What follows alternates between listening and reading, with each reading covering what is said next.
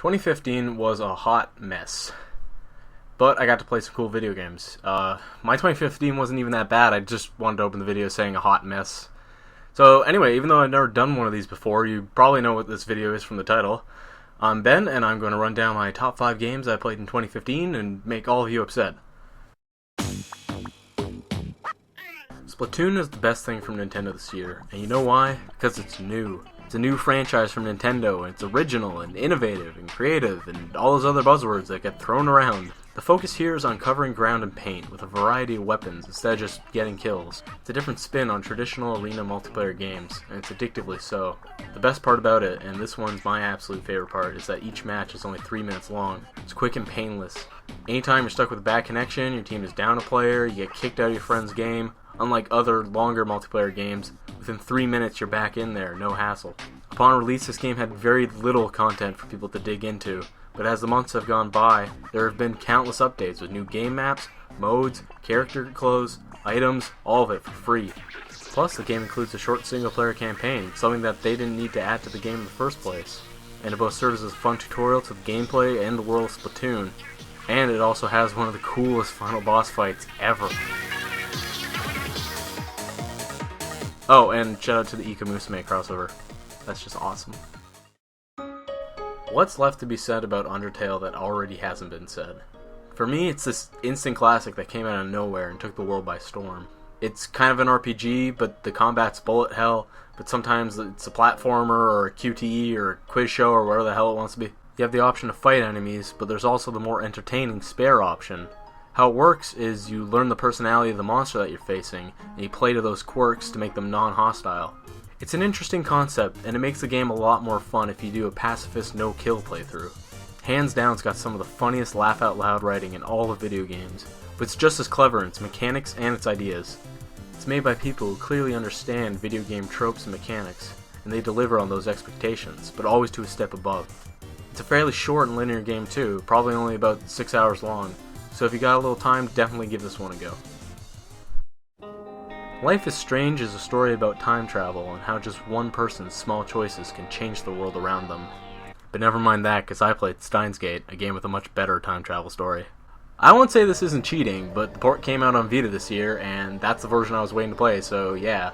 Steins Gate is a visual novel game about a bunch of nerds that accidentally make a time machine out of a phone and a microwave. They learn that it can send text messages back in time and start screwing around with it, but eventually causality catches up with them, and everything starts to turn to the worst. That's when it goes from a normal slice-of-life story to a crazy thriller with tons of twists and melodrama. This is easily one of my favorite time travel and sci-fi stories, period. And not just because of its strong narrative, but also because it's science fiction that's based off actual science. So much that it has its own in-game encyclopedia for reference of terms such as event horizon, superstring theory, and determinism, all of which are relevant to the story and how its own time travel laws operate.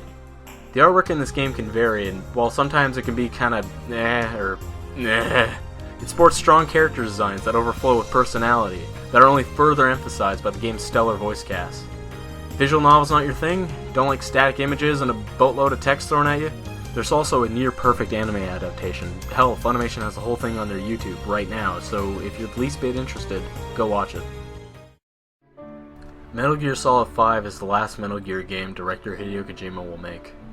With that, it has the monumental task of fitting into the canon of this already complicated storyline, while telling its own unique story. Does it succeed? Not really. Due to circumstances at Konami, massive segments of the game were cut, and the last chapter of the Metal Gear saga will forever remain untold. On top of that, the game is a radical departure from the Metal Gear style storytelling, leaving many longtime fans, including myself, dissatisfied with both the lack of cutscenes and the lack of dialogue given by Big Boss, who is unfortunately no longer voiced by fan favorite David Hayter. So with all this complaining, why is it even on my list? Why is it even on my number 2 spot?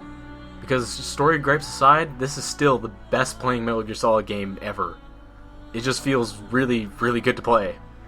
The other games have always felt a bit tricky to get used to the controls, but 5, it feels natural and it feels addictive. The amount of options for infiltration and dealing with enemies is innumerable, and execution feels better than ever. Even though I play Metal Gear for the story, and the story content may have been a disappointment, hundreds and hundreds of hours of just games squeezed into this package is enough to ease the pain. If you know me, I'm a huge Dark Souls and Demon Souls junkie, so this was probably obvious from minute one. Bloodborne is a spin-off of the Souls series, but it takes the mechanics and combat and brings them to the next logical step forward. Get faster. Enemy movement speeds and your own movement speed have increased drastically from what they were in Souls, and now you have to make judgment calls way quicker than before. On top of that, you have no shield, so defensive options are simply dodge or die, and also it's a new regain system. It allows you to recover some of your damage taken by attacking enemies shortly after being hit. There's a bunch of other tweaks to the health and weapon systems, but basically the whole formula has been carefully balanced and overhauled to something that feels different, but still awesome, but still like Souls at the same time. The world design is fantastic, the environments look gorgeous, and the atmosphere is the best it's ever been in a Souls game. There's some parts in Bloodborne that actually feel like a straight up horror game. Not to mention the incredible genre swerve at the halfway point. I won't spoil it, but there's a clear path to where this game goes, and an ongoing theme of a descent into madness, and I was absolutely blown away with where it took me and how horrific it all got. It's this crazy escalation that's unlike anything the Souls games I've ever done before, and I love Bloodborne for it.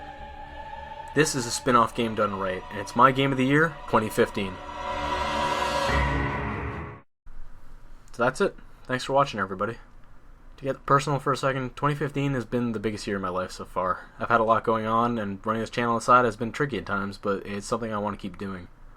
And if it's something you want me to keep doing, leave a like or a comment, or all that jazz. Tell me how terrible my choices were, or just leave your own top 5 in the comments. This is Ben from the Expansion Pack, and have a Happy New Year.